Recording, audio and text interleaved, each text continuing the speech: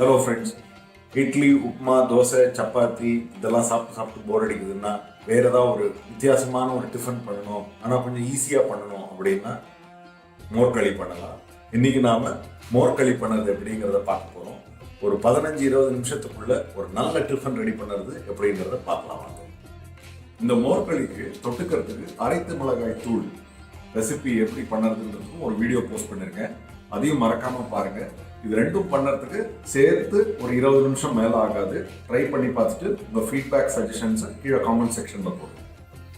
தேவையான பொருட்கள்: அரிசி மாவு 1½ கப், தயிர் 3 கப், உளுத்தம்பருப்பு 1 டேபிள் ஸ்பூன், கடலைப்பருப்பு 1 டேபிள் ஸ்பூன், சிகப்பு மிளகாய் 5, கருவேப்பிலை, கடுகு 1½ டீஸ்பூன், பெருங்காயம், உப்பு 1 டீஸ்பூன். அரிசி மாவை ஒரு பாத்திரத்தில் எடுத்துக்கோங்க. அதில் இந்த 3 கப் தயிரை நீங்கள் சேர்க்கணும். சேர்த்துட்டு நல்ல இழைய கலந்து விட்டுருங்க.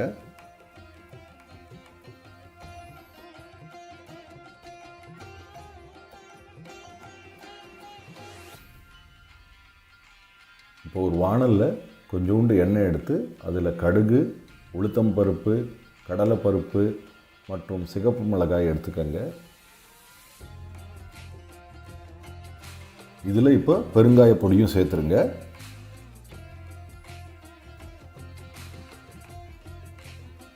அப்புறம் கருவேப்பிலையும் சேர்த்துருங்க.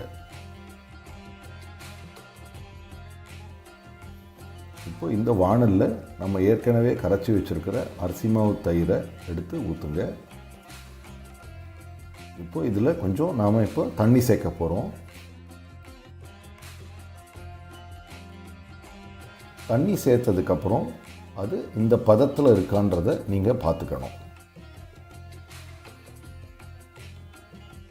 மிதமான தீயில் வச்சுட்டு இதை நீங்கள் தொறாவிட்டே இருக்கணும். தொறாவிட்டே இருந்தீங்கன்னா இந்த பதத்துக்கு அது மாறும். கொஞ்சம் நல்லெண்ணெயும் சேர்த்து தொறாவி விடுங்க. வெள்ளை கலர்லேருந்து இந்த கலருக்கு அந்த மோர்களி வந்ததுக்கப்புறம் அதை நீங்கள் ஒரு பாத்திரத்துக்கு மாற்றிடலாம். மேலே கொஞ்சம் நல்லெண்ணெய் திரும்பி விடுங்க. இப்போ சுவையான மோர்களி தயார்.